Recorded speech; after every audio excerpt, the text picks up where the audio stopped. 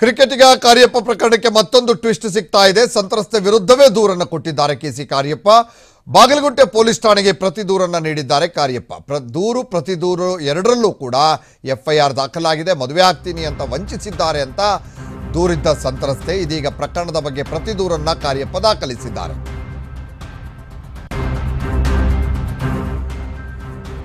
ಈಗ ಬಾಗಲಗುಂಟೆ ಠಾಣೆಯಲ್ಲಿ ಮತ್ತೊಂದು ದೂರು ದಾಖಲಾಗಿದೆ. ಪ್ರತಿ ದೂರಿದು ಬಾಗಲಗುಂಟೆ ಪೊಲೀಸ್ ಠಾಣೆಗೆ ಪ್ರತಿ ದೂರನ್ನು ಕೊಟ್ಟಿದ್ದಾರೆ ಕೆಸಿ ಕಾರ್ಯಪ್ಪ.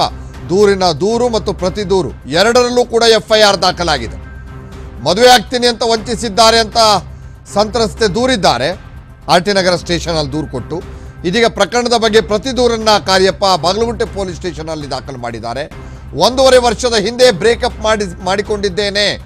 1.5 ವರ್ಷದ ಹಿಂದೆನೆ ಆಕೆ ಸರಿ ಇಲ್ಲ, ಹೀಗಾಗಿ ನಾನು ನಿನ್ನ ಸಹವಾಸ ಬೇಡ ಅಂತ ಹೇಳಿದ್ದೆ. ಈಗ ನನ್ನ ಕ್ರಿಕೆಟ್ ಭವಿಷ್ಯ ಹಾಳು ಮಾಡಲು ಹೊರಟಿದ್ದಾಳೆ, ಮನೆ ಬಳಿ ಬಂದು ಗಲಾಟೆ ಮಾಡ್ತಾಳೆ ಅಂತ ಕಾರ್ಯಪ್ಪ ದೂರು ಕೊಟ್ಟಿದ್ದಾರೆ.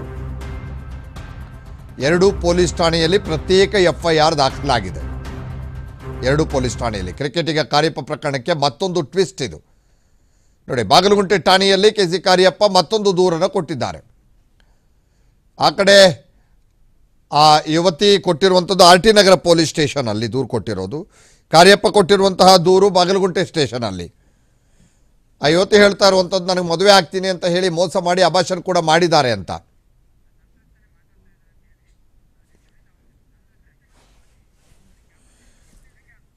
ಸಂತ್ರಸ್ತ